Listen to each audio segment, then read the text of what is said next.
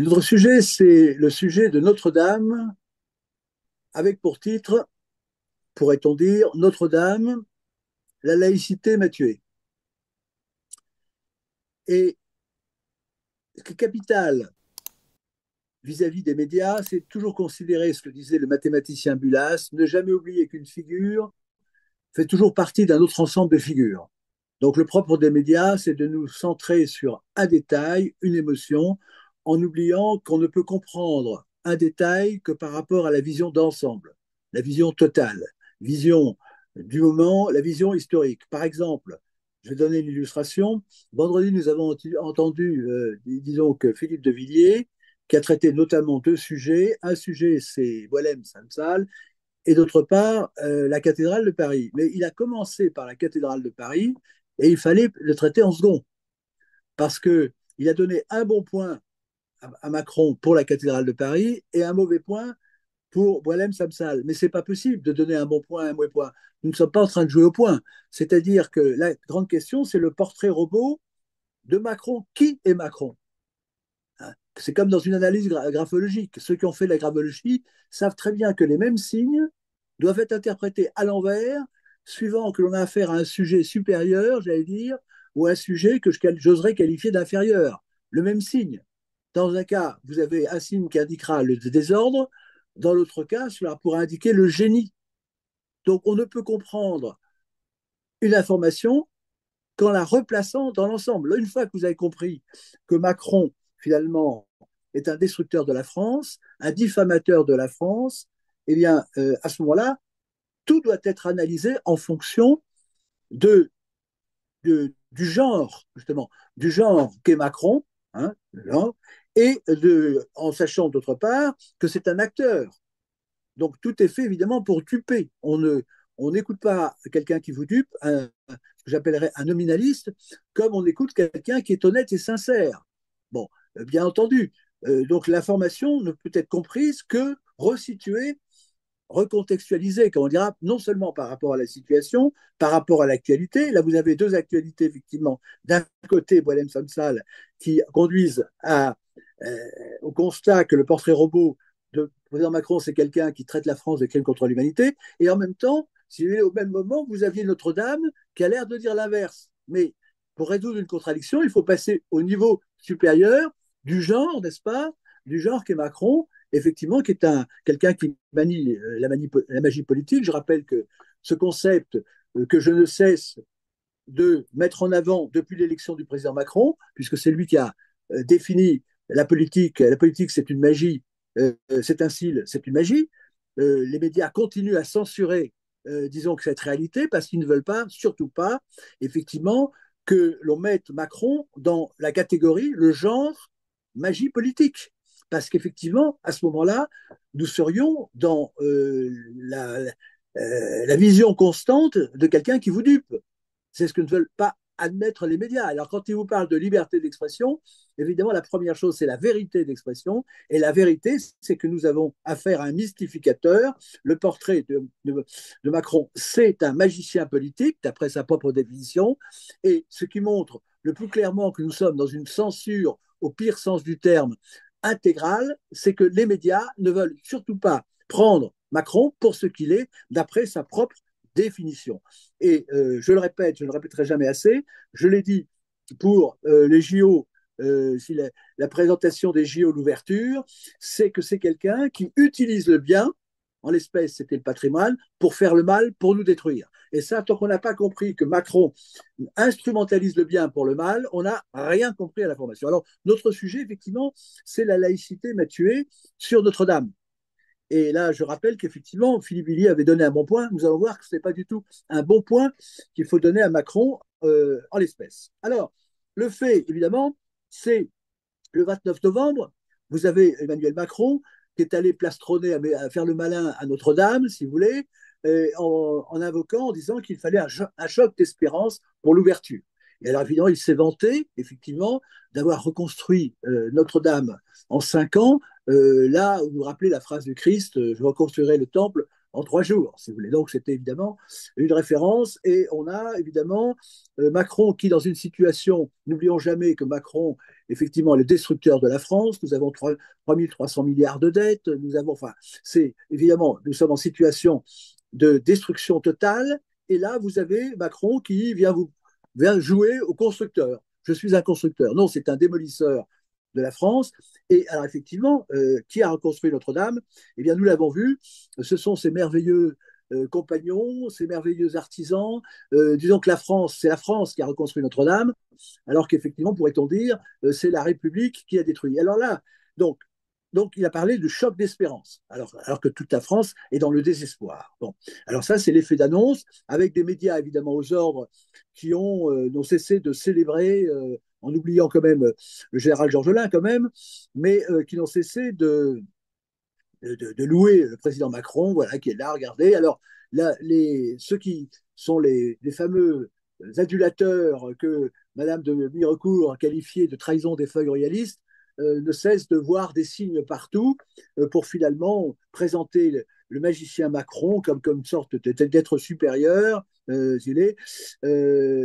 en permanence. Bon, c'est une adulation absolument générale. Mais donc, ce qu'il faut dire, c'est que il faut revenir au 15 avril 2019, lorsqu'il y a eu l'incendie. Il faut recontextualiser, revoir déjà dans l'historique. Bon. Et Macron avait annoncé qu'il reconstruirait Notre-Dame en 5 ans. Bon. Mais il faut déjà dire plusieurs choses. D'abord, ce qui est très intéressant, c'est de voir que les règles ont été simplifiées. C'est-à-dire qu'il a fait appel à un général. Je vous rappelle que pour le coronavirus, pourtant il y a des corps militaires qui sont des corps de santé. Là, l'armée n'avait pas été appelée. Pourquoi? Parce que finalement, il y a la crainte, c'est que l'armée fasse ce qu'il fallait faire, notamment. Et là, ceci dit, pour reconstruire Notre-Dame, ce qui est assez paradoxal, c'est qu'il a fait appel à un général, en simplifiant les règles. Mais pourquoi est-ce que, notamment pour les paysans, le même système n'est pas appliqué? Parce qu'on voit qu'effectivement, que ce sont les règles qui empêchent de faire ce qu'il faut faire. La preuve, c'est la preuve par Notre-Dame. Mais nous avons un carcan qui, dans tous les domaines, empêche la France, effectivement, de se libérer, empêche la France de réussir. Donc là, c'est un aveu. Il faut voir le côté négatif. C'est-à-dire que quand on veut atteindre un résultat, on permet à la France de s'exprimer, mais notamment pour la laïcité, pour le reste, il y a un carcan qui est mis pour empêcher la France de réussir. Donc il faut toujours voir une chose et son inverse. Bon. Il faut voir aussi une autre chose, il ne faut jamais oublier alors que la reconstruction, effectivement, grâce aux Français et non pas finalement à Macron, mais qui ont été libérés, qui a donné effectivement cette reconstruction. Il ne faut pas oublier tout de même qu'il y a eu quand même un incendie. Et ce qui était très frappant, c'est que la règle qu'a enfreint le président Macron le jour même, c'est qu'il a tout de suite dit qu'il ne fallait pas considérer de piste criminelle. Là, c'est très étonnant. Ça a choqué tout le monde. Puisque quand il y a un chien écrasé, le procureur dit qu'aucune piste n'est écartée.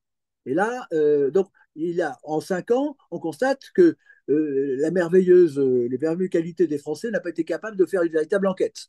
Il n'y a pas d'enquête. Il n'y a pas d'enquête, quitte à ce que l'enquête ne puisse pas aboutir, mais elle peut aboutir à un certain nombre de choses. Pourquoi est-ce qu'il y a eu un gel qui a été mis, par exemple?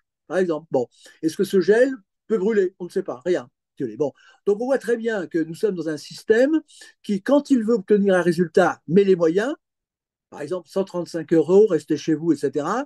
Mais quand il ne veut pas réussir, il sait faire. Donc on voit très bien qu'on n'a pas affaire à des incapables, on a affaire à une tête, c'est ce que je dis de Macron, le président trilogue, une tête montée à l'envers et qui ne nous prend que pour des cons, si vous voulez, c'est-à-dire qu'on nous fait croire que nous avons un gouvernement, mais c'est un gouvernement qui nous détruit. Alors voyons maintenant cette fameuse annonce du 15 avril 2019. Mais il faut considérer aussi autre chose, c'est que c'était précisément le jour qui était choisi, presque une heure près, pour faire le compte rendu du grand faux débat du président Macron. Donc c'est passé à la trappe. C'est-à-dire qu'il n'y a jamais eu de compte rendu. Donc c'est une coïncidence. Comme disait G.I., une fois c'est une coïncidence, un hasard, 2 fois c'est une coïncidence, et troisième fois c'est un complot. C'est la formule, c'est moi, pas moi qui le dis, sur les GI. Bon, là il y a quand même tout un ensemble de coïncidences qui sont quand même extrêmement frappantes. Donc le côté positif, effectivement, c'est la reconstruction. Je ne dois pas cacher tous les autres côtés absolument négatifs. Alors, ce qu'il faut, donc, d'une part, pour avoir le portrait, il faut toujours considérer le portrait robot du président Macron. Et il faut revenir un peu plus. Il faut revenir après au 21 octobre 2020, puisque nous sommes dans la partie religieuse. Une cathédrale, c'est quand même un monument religieux. Et il ne faut jamais oublier Macron, qui a prôné le droit au blasphème à la Sorbonne. Donc celui qui fait le malin et qui plastronne à Notre-Dame, c'est le même qui, le 21 octobre 2020, ça a été complètement caché, là encore censuré, il y a eu une pitrerie, une singerie à la Sorbonne, je vous rappelle, la grande faculté théologique d'Europe, dans laquelle il s'est réclamé du droit au blasphème. Donc comment peut-on accepter que quelqu'un qui a pour religion, pour credo le droit au blasphème, vienne à Notre-Dame? Alors, il s'agit de reconstruire certainement matériellement, mais certainement pas spirituellement, puisque nous avons un destructeur de la religion, un destructeur de la foi, qui vient effectivement à Notre-Dame faire croire que c'est un constructeur alors que c'est un maudisseur. Donc on est bien dans le schéma des JO, de la présentation des JO, c'est d'utiliser le bien, c'est-à-dire la reconstruction matérielle, pour crédibiliser le blasphémateur qui va détruire moralement tout en se réclamant du physique. C'est la même chose qu'à Versailles. Macron fait le roi à Versailles, donc il utilise la magie du lieu pour détruire la France. Donc il faut bien comprendre, c'est cette inversion avec le en même temps. Donc, et là, il fallait assister, j'insiste, sur cette singerie de la Sorbonne à l'occasion de Samuel Paty. Là, je renvoie à ma vidéo sur le J'accuse de la Toussaint pour expliquer ce qui s'est passé. Là encore, on est dans un système de censure qui nous empêche d'accéder à la vérité. Ensuite, vous avez la première mondiale des JO, je la rappelle tout de même, qui montre comment Macron, effectivement, a utilisé le prestigieux patrimoine de la France pour prôner effectivement le terrorisme de la Révolution sous l'égide du bonnet phrygien. J'ai fait un certain nombre de vidéos à ce sujet et le bonnet phrygien, c'est le symbole de l'apologie du terrorisme qui est sur toutes les mairies. Ne l'oublions pas tout de même. Donc là, on voit, en recontextualisant, on voit effectivement à quel point les Français sont bernés et ne sont pris que pour ce que vous savez. Il faut revenir à ce qu'avait dit quand même tout de même le président Erdogan. Il l'avait dit pour les JO. Hein. Donc il avait jugé la scénographie de l'acteur Macron. Je vous rappelle que Macron est un acteur. C'est quelqu'un qui joue des rôles. Donc le propre d'un acteur, évidemment, c'est pas forcément la sincérité. Or, ce qui est très important, c'est de remettre en vis-à-vis, d'une part, le discours à la Sorbonne de Macron se réclamant du droit au blasphème, finalement, de reprendre la scénarisation des JO qui ont choqué le monde entier, en sachant que derrière le personnage qui plastronne à Notre-Dame, il y a ce blasphémateur et celui qui a scénarisé les JO. Alors, il faudrait rappeler quand même, et c'est quand même un plaisir, de même que vous avez l'agence algérienne, heureusement que les véritables informations viennent de l'étranger, qui rappelle finalement les propos de Macron, hein, qui accuse la France de crimes, qui accuse la France de tous les maux, si vous voulez. Bon, et c'est le même, il faut le voir de cette manière lorsqu'on le voit à Versailles. Alors rappelons quand même ce qu'a dit le président Erdogan. Heureusement qu'il y a, j'allais dire, le monde musulman qui rappelle à la chrétienté ses devoirs. C'est presque un humour extraordinaire. Hein. Bon, la liberté d'expression, c'est être capable quand même de dire la vérité. En France, il n'y a pas de liberté d'expression, puisqu'il n'y a pas de liberté, personne ne dit la vérité. Donc déjà, il faut avoir quelque chose, il faut avoir déjà le courage. Alors, je rappelle ce que disait le président Erdogan, le président turc, qui avait condamné les JO, mais ça s'applique à Versailles, à Notre-Dame, bien entendu. Il faut bien que c'est le même personnage de Macron. Et donc, il avait parlé de l'immoralité commise contre le monde chrétien. Donc, celui qui a fait cette immoralité est actuellement à Notre-Dame. Bon.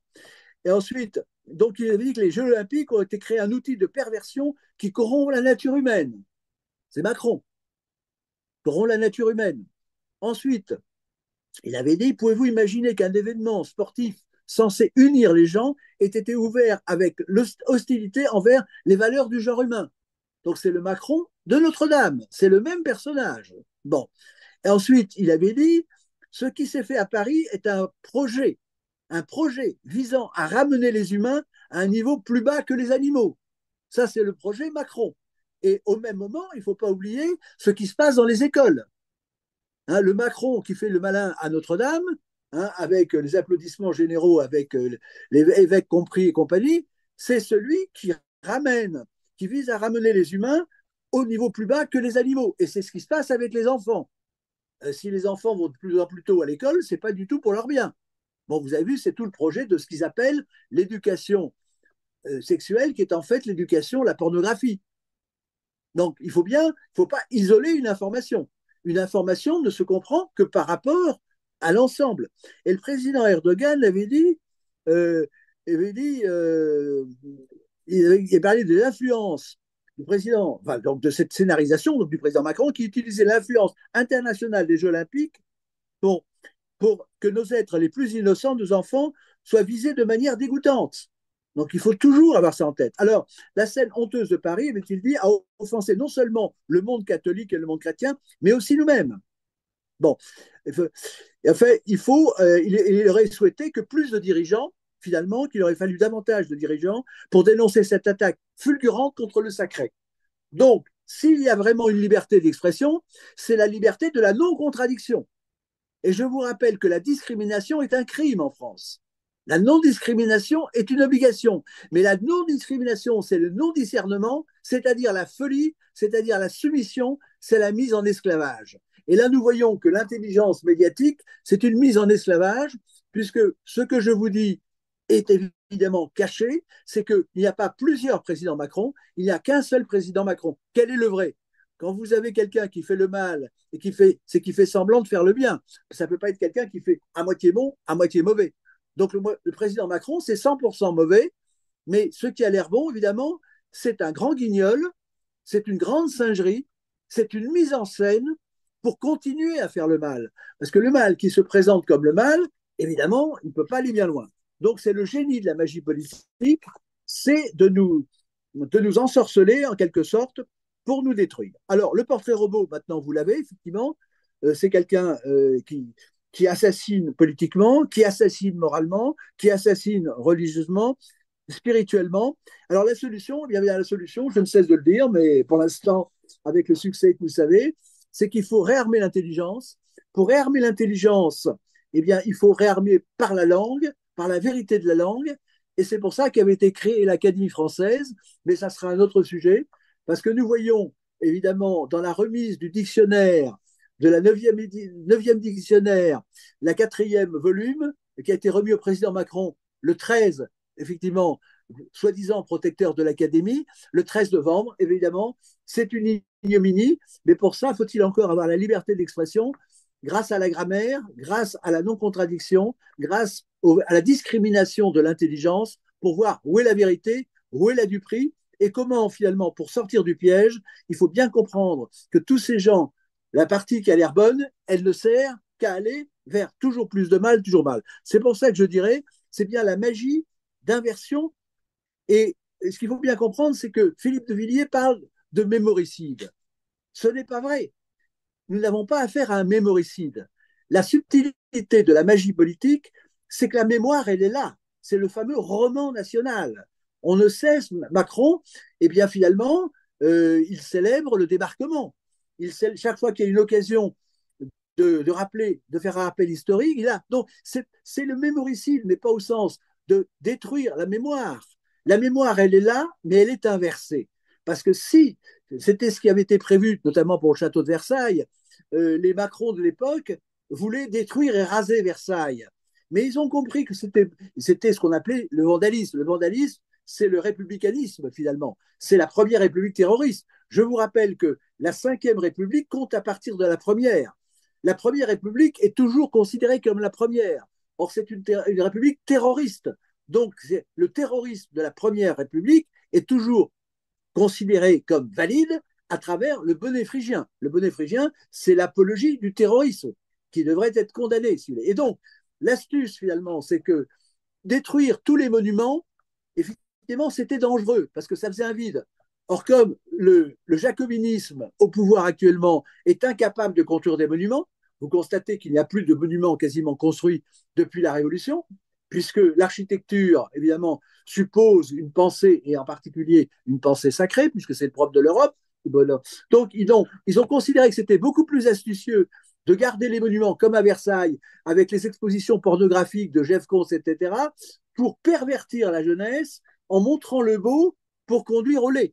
Vous voyez, c'est cette perversion qu'a dénoncé le président Erdogan, nous le saluons pour cette chose-là, qui est à l'œuvre. Alors donc, on n'est pas à faire un mémoricide, comme dit. C'est au contraire une perversion de la mémoire. Mais la mémoire, elle est là, elle est toujours agissante. C'est la magie noire utilisant le bien pour le mal. Alors, donc vous avez bien la conclusion que, effectivement, on pourrait dire Macron à Notre-Dame, c'est la laïcité m'a tué, parce que là, le monument est conservé, mais la perversion des âmes, la destruction de l'intelligence est toujours à l'œuvre à l'école, si vous voulez, nous le voyons tous les jours. Et d'ailleurs, il faudrait citer la destruction de la France par, dans tous les domaines, par la paysannerie, par l'école qui est détruite, l'apologie. Le Macron qui est à Notre-Dame, c'est celui qui a consacré l'avortement comme le summum des valeurs de la République dans la Constitution. Donc ne jamais oublier qu'il n'y a qu'un seul Macron, c'est celui l'adulateur de l'avortement, donc de la destruction du pays, la pornographie à l'école, la destruction de la paysannerie, les JO, l'apologie du terrorisme contre la France, celui qui accuse la France de crimes, etc., etc. Donc nous sommes vraiment dans le personnage qui est vraiment le mal incarné, Macron. Voilà. Donc, et donc, on peut dire que Notre-Dame, effectivement, le monument est conservé, mais c'est la laïcité qui empêche ce qui a fait Notre-Dame de s'exprimer. C'est-à-dire que l'enthousiasme religieux est interdit, la foi publique est interdite, les signes religieux sont interdits. Donc l'âme est interdite, mais on garde évidemment on garde Notre-Dame. Et là, c'est très pervers parce que ça fait croire que la laïcité reconstruit les monuments. Et donc là, on dit finalement, c'est gentil la laïcité, puisqu'ils refont Notre-Dame. Mais pendant ce temps, ils détruisent tous les chrétiens. C'est l'invasion de l'islam qui est prônée, puisque je vous rappelle que la laïcité, c'est le couvercle qui permet à l'islam de prospérer, c'est-à-dire ça tue les chrétiens, mais en même temps, ça favorise l'immigration islamique. Donc, si on n'a pas compris cette perversion de la magie politique, on n'a rien compris. Voilà. Donc, c'est une seule chose. Notre-Dame de Macron, la laïcité m'a tué, et Macron, effectivement, ne nous prend que pour des cons. Heureusement qu'il me lit quand même par l'intermédiaire de quelqu'un qui m'a été signalé. Il a repris réarmer, mais je vous signale qu'il n'a jamais dit réarmer l'intelligence. Il réarme tout sauf l'intelligence, parce qu'il sent évidemment, il sait très bien que réarmer l'intelligence, ça serait détruire son pouvoir. Et on reconstruit Notre-Dame, mais on reconstruit physiquement pour mieux détruire la France, moralement et religieusement. Donc Macron et Notre-Dame, c'est bien la laïcité m'a tué. C'est le blasphémateur qui tue la foi sous couvert de laïcité, comme Macron finalement accusait la France sous couvert de liberté d'expression précédemment.